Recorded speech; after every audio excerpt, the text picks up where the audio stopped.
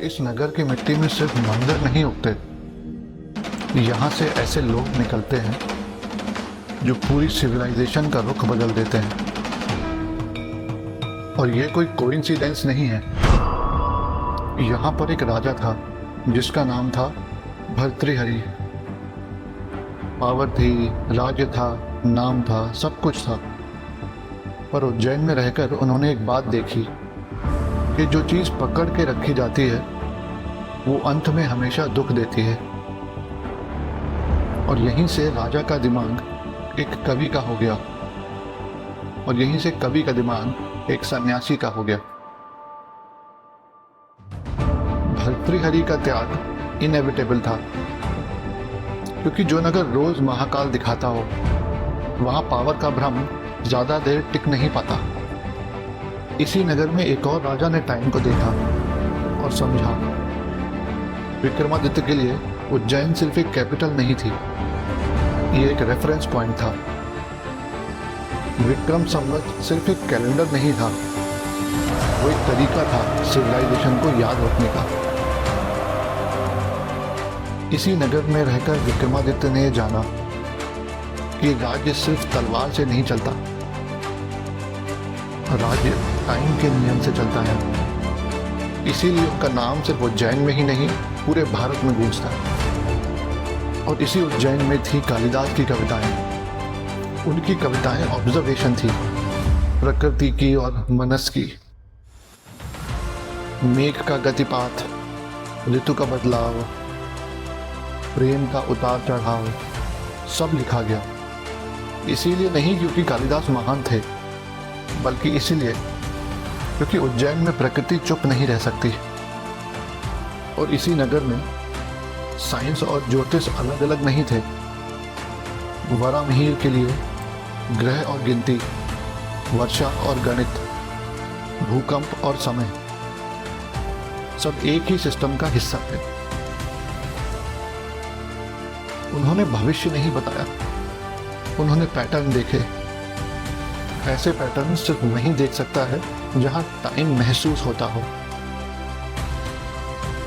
उज्जैन के बिना वरामिहिर अधूरे लगते हैं, और उज्जैन जैसे नगरों के बिना चरक और सुश्रुत भी समझ में नहीं आते।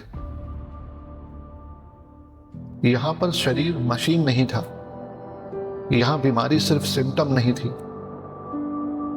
यहां यह समझा गया कि जब जीवन का रिदम टूट जाता है तो शरीर बोलना शुरू करता है। ये सब लोग यहां सिर्फ इसीलिए नहीं आए क्योंकि ये पवित्र नगर था। ये सब यहां आए क्योंकि ये ट्रांजिशन का नगर है। उज्जैन उन लोगों को अट्रैक्ट करता है जो किसी मोड़ पर खड़े हैं,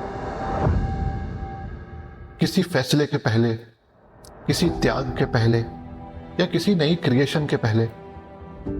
इसीलिए उज्जैन हर किसी के लिए नहीं होता, और शायद हर समय के लिए भी नहीं होता। उज्जैन तब मत आना जब तुम मजे में हो। उज्जैन तब आना जब तुम उलझन में हो, जब तुम थक चुके हो, जब तुम्हारी पुरानी पहचान काम करना बंद कर दे।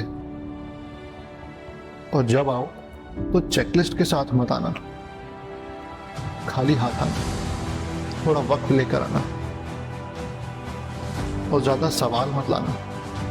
उज्जैन जवाब नहीं देता,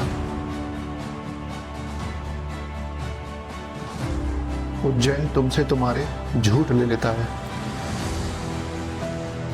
और फिर शायद कुछ भी ना हो, और यही सबसे बड़ा साइन होता है। तुम्हारा फोन कम चलने लगेगा, तुम्हारी बातें कम हो जाएंगी, तुम्हारे प्लान्स इररिलेवेंट लगने लगेंगे। और जब तुम वापस जाओगे तो लोग कहेंगे कि तू बदल गया है। सच ये होगा कि तुम बदले नहीं, बल्कि तुम्हें जो काम का नहीं था वो हट गया। उज्जैन कोई टीचर या गुरु नहीं है।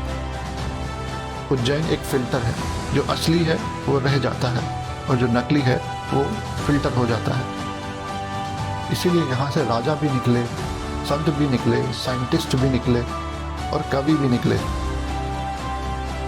और अगर तुम आए तो शायद तुम भी थोड़े हल्के और थोड़े सच्चे होकर निकलोगे।